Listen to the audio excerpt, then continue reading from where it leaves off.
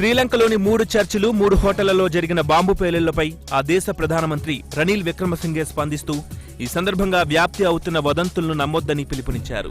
ఈ పిరికిబంద చర్యను నేను తీవ్రంగా ఖండిస్తున్నాను. ఈ విషాద సమయంలో ఐక్యంగా ఉండాలని శ్రీలంక ప్రజలకు ఓ పిలుపునిస్తున్నాను. నిర్ధారించుకోకుండా వస్తున్న ప్రచారాన్ని, వదంతులను దయచేసి పట్టించుకోకండి. ఈ పరిస్థితులను అధిగమించడానికి ప్రభుత్వం తక్షణ చర్యలను తీసుకుంటోందని అన్నారు. తెలంగాణ ఇంటర్ బోర్డు తీరుపై తెలంగాణ బీజేపీ నేతలు తీవ్ర ఆగ్రహం వ్యక్తం చేశారు. బోర్డు నిర్వాకం కారణంగా విద్యార్థులు, తల్లిదండ్రులు ఆందోళన చెందుతున్నారని అన్నారు. సర్కార్పై తీవ్ర ఆగ్రహం వ్యక్తం చేశారు. విద్యార్థులు ఆశిస్తున్న మార్కులకు, వచ్చిన మార్కులకు పొంతం లేదని లక్ష్మణ్ చెప్పుకొచ్చారు. ఇంటర్ బోర్డు కార్యదర్శి విద్యార్థుల పట్ల మాట్లాడిన తీరు సరికాదని అన్నారు. బోర్డు తప్పిదాల దృష్ట్యా విద్యార్థులకు ఉచితంగా జవాబు పత్రాలనివ్వాలని లక్ష్మణ్ డిమాండ్ చేశారు.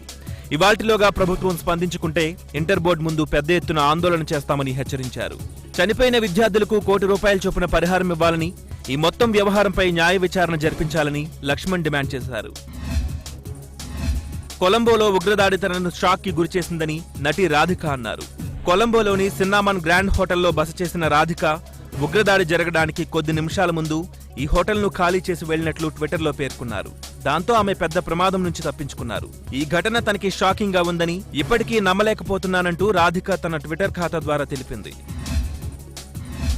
తమిళనాడు తిరుచిలో ఓ ఆలయంలో విషాదం చోటు చేసుకుంది. ముత్యంపాలెంలో ఉన్న కురుప్ప స్వామి ఆలయంలో జరిగిన తొక్కీసలాటలో 7 మృతి చెందారు. మరో 10 మంది గాయపడ్డారు. కురుప్పస్వామి ఆలయంలో ఏటా జరిగే చైత్రమాస ఉత్సవాల్లో రూపాయి బిళ్లలతో పూజలు చేస్తారు. పూజించిన నాణేళ్లను భక్తులకు పంపిణీ చేస్తారు. అలా చేస్తున్న సమయంలో నాణేల కోసం భక్తులు పోటీ పడుతుండటంతో తొక్కీసలాట జరిగింది. క్యూలో ఉన్న భక్తులు ఒక్కసారిగా ముందుకు తోసుకుని రావడం ఈ ప్రమాదానికి కారణమని సమాచారం. మృతులు కరూర్, కడలూరు, సేలం, నమక్కల్, విల్లుంపురం జిల్లాలకు చెందినవారిగా గుర్తించారు.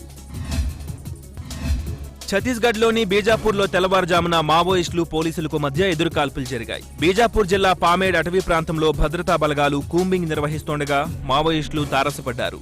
దీంతో మావోయిస్టులు కాల్పులు జరపగా పోలీసులు ఎదురుకాల్పులు జరిపారు. ఈ ఘటనలో 2 మావోయిస్టులు మృతి చెందారు. ఘటనాస్థలిలో భారీగా ఆయుధాలు, పేలుడు పదార్థాలు స్వాధీనం చేసుకున్నారు. Secunderabad west zone task force పోలీసులు నకిలీ పోలీస్ అధికారిని అరెస్ట్ చేశారు. రవిచంద్ర కొత్తగూడెం జిల్లా పాల్వంచుకు చెందిన వ్యక్తిగా పోలీసులు గుర్తించారు. బీటెక్ చదివిన రవిచంద్ర వెస్ట్ మారేడుపల్లిలో నివాసముంటున్నాడు.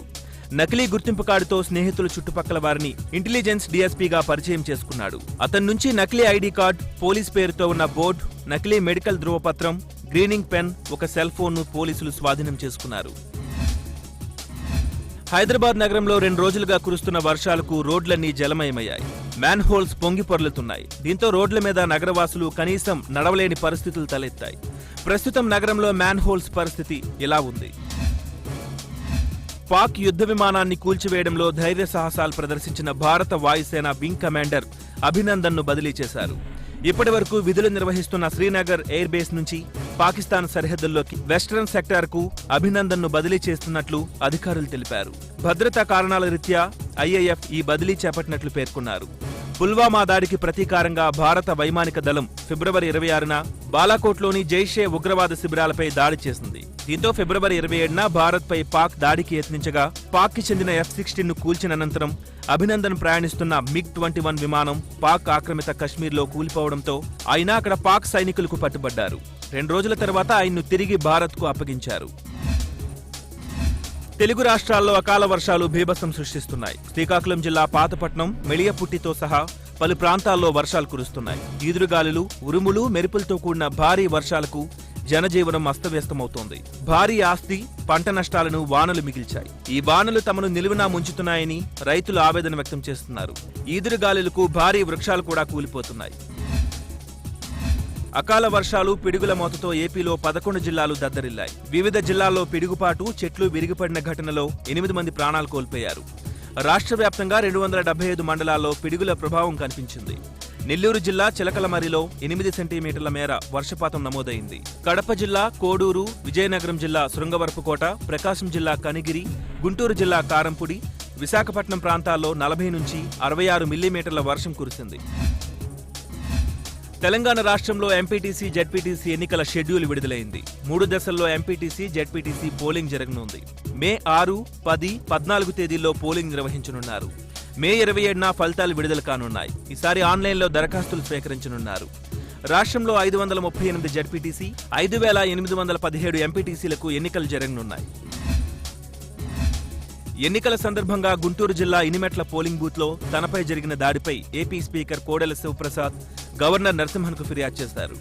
నరసింహన్తో భేటీ అయిన ఆయన తనపై జరిగిన దాడి ఘటనను వివరించారు. ఏపీ ఎన్నికల్లో జరిగిన హింస, ఘర్షణల గురించి గవర్నర్కు వివరించినట్లు తెలిపారు. గవర్నర్గా నరసింహన్ తన 5 ఏళ్ల కాలాన్ని పూర్తి చేసుకున్నందున మర్యాదపూర్వకంగా ఆయనను కలిసినట్లు కోడెల తెలిపారు. కాంగ్రెస్ అధ్యక్షుడు రాహుల్ గాంధీ నామినేషన్ పత్రాల పరిశీలనను అమేఠీ రిటర్నింగ్ అధికారి సోమవారానికి వాయిదా వేశారు. రాహుల్ బ్రిటిష్ పౌరుడని, భారత పౌరులు కానివారు ఎన్నికల్లో పోటీ చేయడానికి వీల్లేదని స్వతంత్ర అభ్యర్థి ధ్రువలాల్ ఫిర్యాదు చేయడమే ఇందుకు కారణం.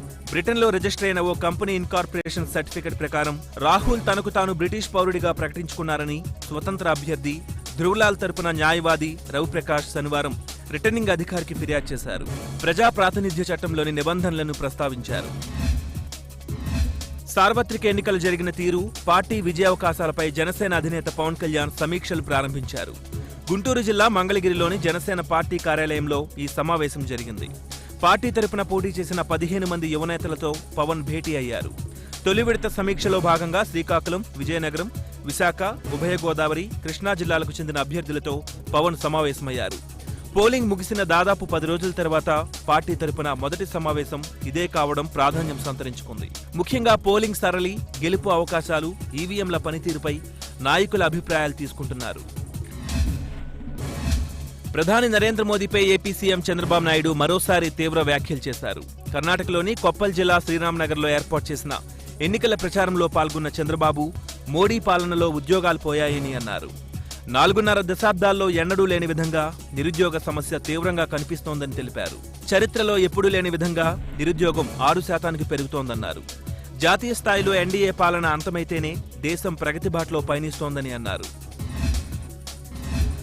ఏపీ సీఎం చంద్రబాబు నాయుడు సమీక్షలు చేయడం, దానికి అధికారులు హాజరు కావడం నిబంధనలు ఉల్లంఘించడమే అంటున్నాయి ఈసీ వర్గాలు.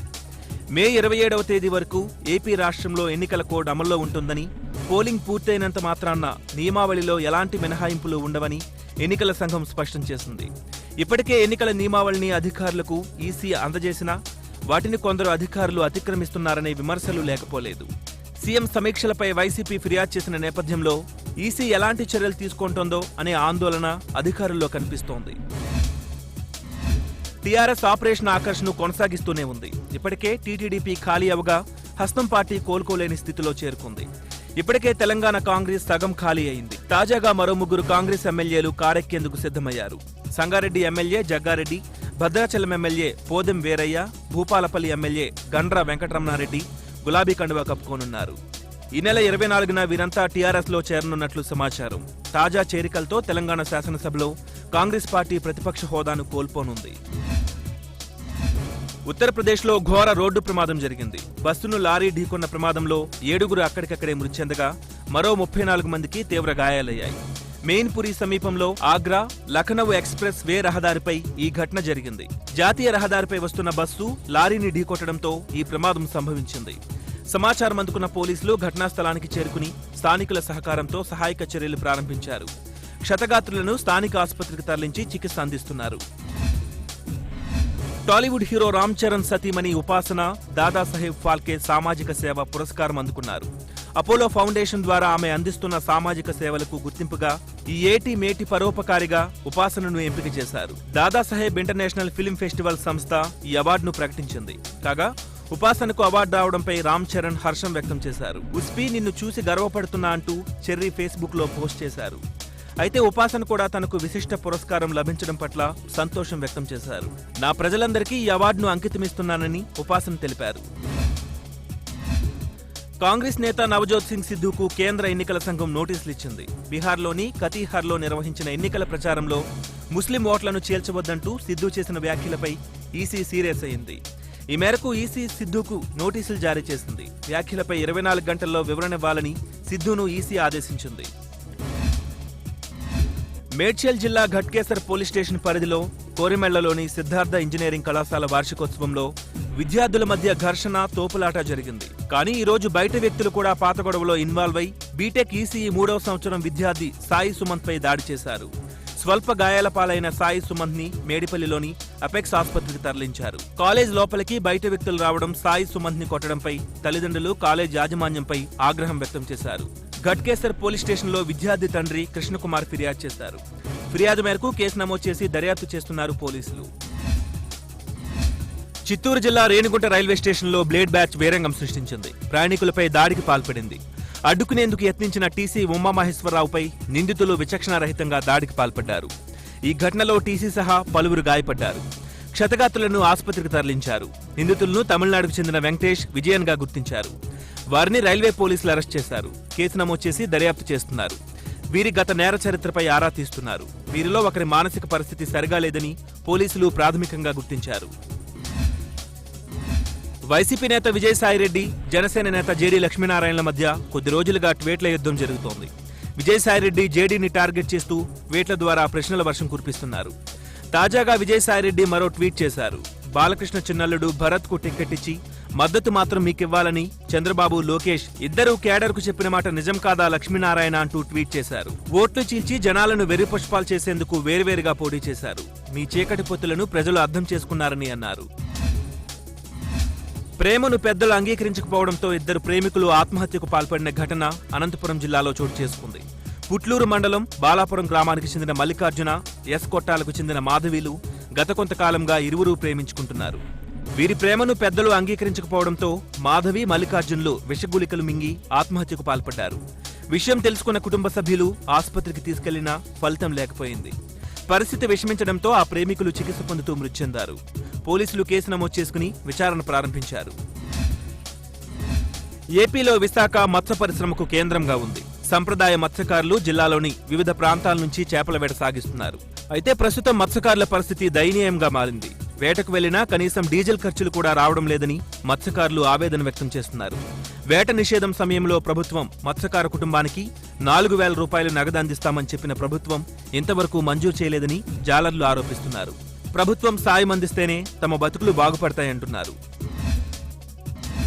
హైదరాబాద్ పంజాగుట్లోని అంబేద్కర్ విగ్రహం తొలగించడంతో ఎంఆర్పీఎస్ నాయకులు ఆవేదన వ్యక్తం చేశారు. ఫిలింనగర్లోని అంబేద్కర్ విగ్రహానికి పాలాభిషేకం నిర్వహించారు. ప్రభుత్వాలు దళితులను చిన్నచూపు చూస్తున్నాయని ఆరోపించారు. రాజ్యాంగ నిర్మాతకు ఈ విధమైన అవమానం చేయడం ఎంతవరకు సబబని ప్రశ్నించారు. బాబ్రీ మసీదు కూల్చివేతపై చేసిన వివాదాస్పద వ్యాఖ్యలకు గాను భోపాల్ లోక్సభ నియోజకవర్గం నుంచి పోటీ చేస్తున్న సాధ్వి ప్రజ్ఞా సింగ్ ఠాకూర్ కు ఆదివారం ఈసీ షోకాజ్ నోటీసులు జారీ చేసింది. డిసెంబర్ 6, 1992లో జరిగిన బాబ్రీ మసీదు విధ్వంసంలో మసీదును కూల్చిన బృందంలో తాను ఉన్నానని, ఈ ఉద్యమంలో పాల్పంచుకున్నప్పుడు గర్వపడుతున్నానని శనివారం ఓ టీవీ ఛానల్కి ఇచ్చిన ఇంటర్వ్యూలో ఆమె చేసిన వ్యాఖ్యలు వివాదాస్పదమయ్యాయి. తన కుమారుడు నియోజకవర్గ అభివృద్ధికి పనిచేయకుంటే అతని చొక్కా పట్టుకుని నిలదీయండని మధ్యప్రదేశ్ ముఖ్యమంత్రి ఎం కమల్నాథ్ అన్నారు. చింద్వారా నుంచి లోక్సభ ఎన్నికల్లో తొలిసారిగా పోటీ చేస్తున్న కుమారుడు నకుల్ తరపున కమల్నాథ్ ప్రచార సభలో పాల్గొన్న సందర్భంగా ఆయన ఈ వ్యాఖ్యలు చేశారు. చిందర్వాతో 4 దశాబ్దాల అనుబంధం ఉన్న తాను ఇప్పుడు తన కుమారుడిని నియోజకవర్గానికి అప్పగిస్తున్నానని చెప్పారు. దేశంలో గత 30 ఏళ్లలో లోక్సభకు పోటీ లేకుండా ఏకగ్రీవంగా ఎన్నికైన ఏకైక మహిళ డింపుల్ యాదవ్. మొత్తం ఎన్నికల చరిత్రలో ఈ ఘనత సాధించిన 44వ వ్యక్తి కూడా ఆమె. ఉత్తరప్రదేశ్లో సమాజ్వాదీ పార్టీ ఎంపీ అయిన డింపుల్ యాదవ్ కనౌజ్ లోక్సభ స్థానం నుంచి 3వసారి గెలుపొంది హ్యాట్రిక్ కొట్టేందుకు ప్రయత్నిస్తున్నారు. సాధారణంగా తల్లిదండ్రుల పేర్లో లేదో కుటుంబ వారసత్వాన్ని ఉపయోగించుకుని రాజకీయాల్లోకి పైకొచ్చిన వాళ్లుంటారు. డింపుల్ యాదవ్ భర్త అఖిలేష్ యాదవ్ యూపీ ముఖ్యమంత్రిగా పనిచేశారు. ఐపీఎల్ క్రికెట్ మ్యాచ్లో బ్యాటింగ్లకు పాల్పడుతున్న 3 వ్యక్తులను టూ టౌన్ పోలీసులు నిఘా పెట్టి పట్టుకున్నారు. ఇందుకు సంబంధించిన వివరాలు డీఎస్పీ ఎస్ఎం అలీ శనివారం విలేకరుల సమావేశంలో వెల్లడించారు. భద్రాద్రి జిల్లా ఎస్పీ సునీల్ దత్ ఆదేశాల మేరకు అన్ని ప్రాంతాల్లో క్రికెట్ బ్యాటింగ్లకు పాల్పడే వ్యక్తులపై జిల్లా పోలీసులు ప్రత్యేక నిఘా ఏర్పాటు చేశారు. ఇందులో భాగంగా కొత్తగూడెం టూ టౌన్లో క్రికెట్ బ్యాటింగ్లకు కొంతమంది పాల్పడుతూ అమాయకులను బలి చేస్తున్న 3 వ్యక్తులు కడారి వేణుగోపాల్, దేవేందర్ సింగ్, శ్రీరాములు, విశ్వనాథ్లను అరెస్ట్ చేసి వారి వద్ద నుంచి 3 సెల్ ఫోన్లు, 24,000 సొమ్మును స్వాధీనం చేసుకున్నారు.